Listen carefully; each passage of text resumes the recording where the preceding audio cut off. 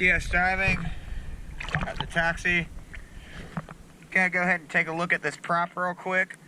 It seems to be a little bent. Looks like it may have hit something.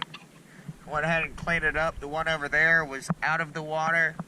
Looked good, done already. But let's take a look at this prop blade.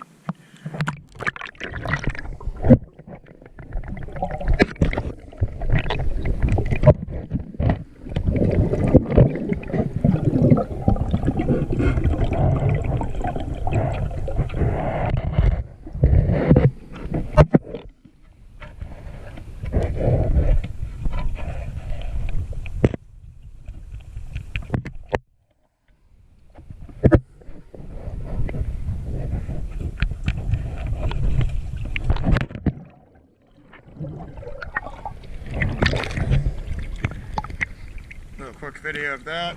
Looks like there's a little bit of damage. Probably still work, but good to go. Thank you, DS Diving.